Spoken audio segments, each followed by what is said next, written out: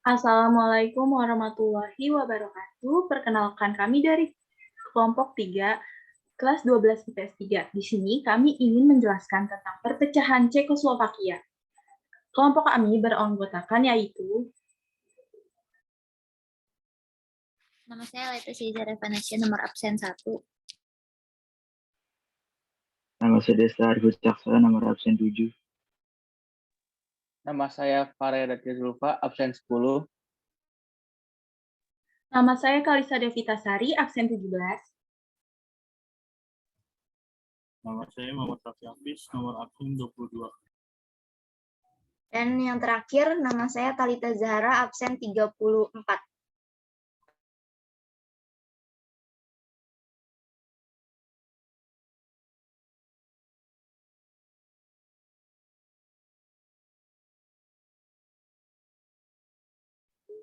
Nah, di sini pertama-tama yaitu tentang sejarah berdirinya Cekoslovakia.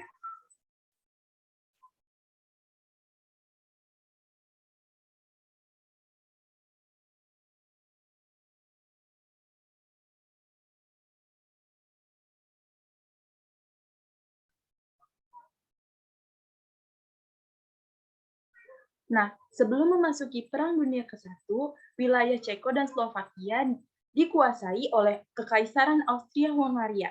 Menjelang berakhirnya Perang Dunia ke-1 pada tahun 1918, Kekaisaran Austria-Hungaria mengalami keruntuhan. Dan peristiwa tersebut menyebabkan penyatuan bangsa Ceko dan Slovakia menjadi kesatuan.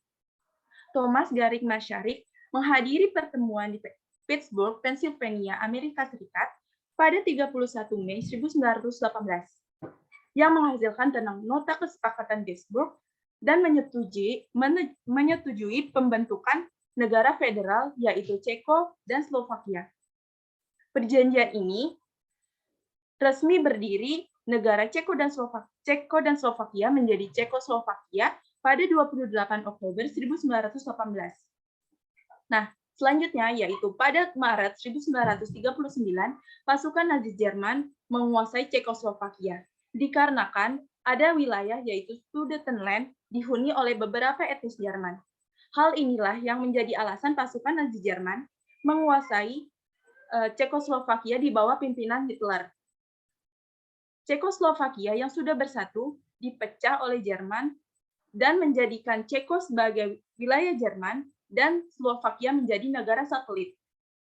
Perang Dunia Kedua pun berakhir dengan keruntuhnya Blok Timur dan kekalahan Jerman yang menyebabkan Cekoslovakia kini diambil alih oleh Uni Soviet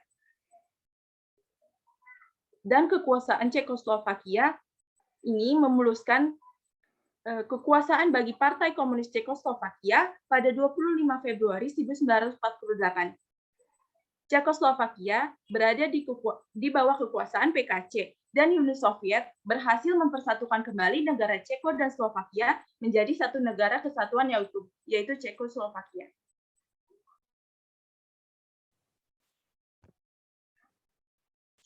Oke, lanjut ke proses pemerintahannya. Sebelumnya tadi udah dijelasin Kalisa, kekuasaan Cekoslovakia kan diambil alih oleh Uni Soviet. Selain itu, posisi Cekoslovakia ini berdekatan dengan negara-negara satelit Uni Soviet. Jadi otomatis Partai Komunis Cekoslovakia itu lebih mudah masuk dan menguasai Cekoslovakia. Sehingga pada 1948, Cekoslovakia bertransformasi menjadi negara komunis. Nah, negara komunis ini kan biasanya terkenal dengan peraturan pemerintahannya yang ketat.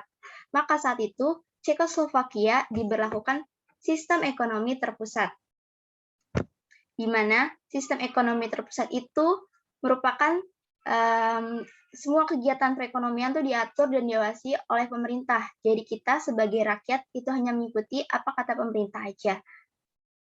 Nah, pada awalnya nih di era komunis, Cekoslovakia masih mampu mempertahankan statusnya sebagai negara industri karena waktu itu pernah dijajah oleh Nazi Jerman.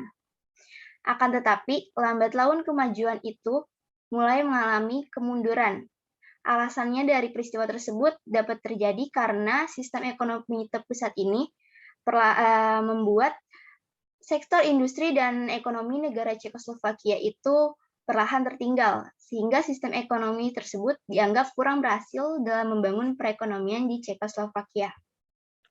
Dan membuat masyarakat ini menuntut adanya reformasi, karena nggak setuju nih semenjak komunis berkuasa, ekonominya jadi menurun.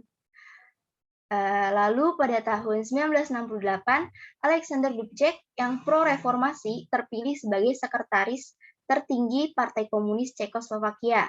Nah, selama menjabat, Dubček memberlakukan beberapa kebijakan, salah satunya yaitu memperlonggar pengawasan terhadap media. Sebelumnya tuh pas pemerintahan komunis, itu semua tuh dibatasin. Nah, semenjak Dubček nih mengajak adanya perubahan gitu loh. Nah, terus selama menjabat, musim Praha ini,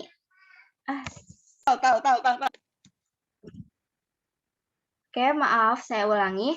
Jadi tadi reformasi atau kebijakan yang dilakukan Dubček itu disebut dengan musim semi Praha. Namun apa yang dilakukan beliau ini ternyata menyulut amarah pihak Uni Soviet, karena ia menganggap bahwa ketertarikan rakyat terhadap komunis itu menurun. Oleh sebab itu, Uni Soviet menginvasi Cekoslovakia, lalu Dubček digulingkan dari jabatannya, dan posisi Dubček ini digantikan oleh Mikhail Gorbachev yang ada di pihak komunis. Namun ternyata Gorbachev ini memberlakukan kebijakan glasnost dan perestroika. Sayangnya kebijakan Gorbachev ini dianggap gagal dan menjadi salah satu pendorong kehancuran Uni Soviet. Salah satunya karena pengeluaran pemerintah melonjak nih. Setelah itu pemerintah Uni Soviet kan sempat melunak. Namun nih sistem ekonomi Cekoslovakia semakin menurun nih sama kayak Uni Soviet. Sehingga keadaan tersebut ini memicu rakyat untuk turun ke jalan-jalan menuntut reformasi. Peristiwa tersebut itu dinamakan Revolusi Bludru. Nah, Revolusi Bludru ini merupakan gerakan yang menuntut transisi kekuasaan dan perubahan sistem pemerintahan Cekoslovakia dari komunis menjadi demokratis. Nah, pada perkembangannya, Revolusi Bludru ini mampu menumbangkan kekuasaan rezim komunisme di Cekoslovakia. Oke, lanjut. Oke, saya akan menjelaskan tentang perpecahan Cekoslovakia. Pada bulan Juli 1990, pemilu multipartai dan terpilih kembali Václav Havel sebagai presiden. Semasa pemerintahnya, sistem ekonomi sudah tidak lagi terpusat. Banyak media yang diperbolehkan masuk ke dalam Cekoslovakia. Setelah berhasil melakukan revolusi, masalah yang dihadapi Cekoslovakia belum selesai. Di dalam masa pemerintahan Havel, ancaman untuk membangun Cekoslovakia yakni stabilitas politik serta potensi adanya gerakan dua pihak, yaitu Ceko dan Slovakia. Kesenjangan ekonomi semakin mempengaruhi gerakan yang muncul. Pasalnya dalam hal ekonomi, Ceko selalu mengungguli Slovakia. Selain itu, perasaan cemburu akibat perbedaan kondisi masyarakat dan infrastruktur negara menjadi salah satu masalah terbesar yang terjadi saat itu. Pasalnya, Praha, ibu kota kerajaan Bohemia, tumbuh sebagai kota yang maju dan memiliki kehidupan yang lebih baik dibandingkan Slovakia yang selalu menjadi perhatian lebih oleh tidak dipedulikan. Di sisi lain, Ceko merasa bahwa Slovakia menjadi beban untuk anggaran Ceko yang membuat transfer payment semacam subsidi.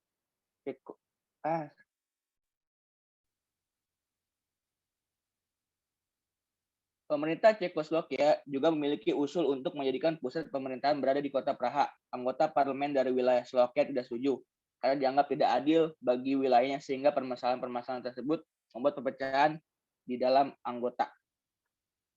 Next.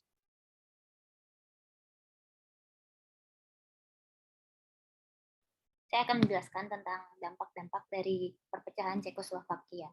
Yang pertama ada penentuan bendera dan lambang negara.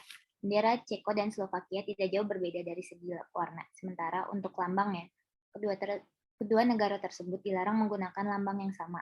Lambang negara Ceko yaitu singa dengan sayap di bagian ekor, sedangkan lambang negara Slovakia yaitu salib dan awan. Yang kedua ada penetapan mata uang. Ceko dan Slovakia menggunakan mata uang yang sama yaitu koruna. Karena apabila mata uangnya diganti akan menimbulkan kerugian bagi kedua negara tersebut. Dampak yang ketiga yaitu arus informasi menjadi jauh lebih terbuka, dan dampak yang keempat yaitu sistem demokrasi dan liberal mulai berkembang di Ceko dan Slovakia. Next. Selanjutnya ada dampak lain dari perpecahan Cekoslovakia. Yang pertama ada pembagian wilayah kekuasaan. Perjanjian berupa hak atau wilayah terhadap properti atau aset negara. Hal ini sudah tertuang dalam Undang-Undang Konstitusi Nomor 541 oleh Majelis Federasi pada tanggal 13 November 1992, yaitu mengenai penetapan pembagian aset negara pada Ceko dan Slovakia. Pembagian ini meliputi luas wilayah atau tanah negara yang ditetapkan bahwa dengan perbandingan 2:1 atas kepemilikan negara Ceko dan Slovakia. Pembagian ini berdasarkan pada perbandingan populasi antara Ceko dan Slovakia. Yang kedua ada pembagian properti negara. Pembagian untuk properti negara juga tertuang dalam Undang-Undang Konstitusi Nomor 541 oleh Majelis Federasi, yakni pembagian properti negara termasuk perlengkapan militer negara, angkutan berat seperti pesawat dan kereta api, hingga kas negara yang berupa cadangan emas milik negara. Dan selanjutnya ada penetapan status kewarganegaraan penduduk. Untuk status kewarganegaraan setiap penduduknya, negara Ceko dan negara Slovakia sepakat pada tahun pertama, kedua negara tidak mempermasalahkan mengenai kewarganegaraan penduduknya, sehingga kedua negara sepakat memberikan kewarganegaraan ganda untuk setiap penduduk. Dalam kurun waktu beberapa tahun, penduduk Ceko diizinkan untuk memasuki wilayah Slovakia tanpa paspor, hingga akhirnya kedua negara sepakat dan berpatokan pada perjanjian Skagen yang berisi bahwa penduduk yang tinggal di Eropa berhak memilih bertempat tinggal dimanapun di wilayah Eropa serta berhak mendapatkan pekerjaan. Next.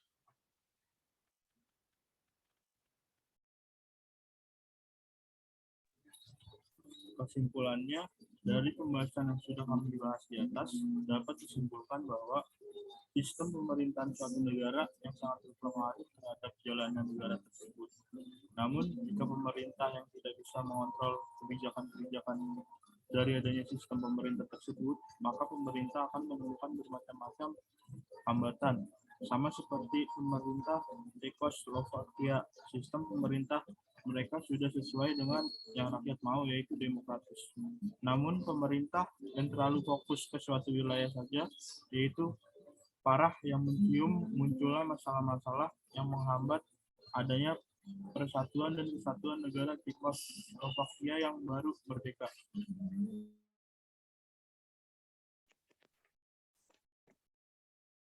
Nah, ini ada mind map-nya.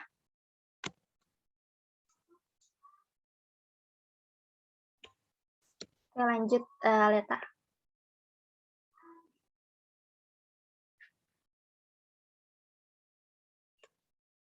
Oke, sekian dari kelompok kami.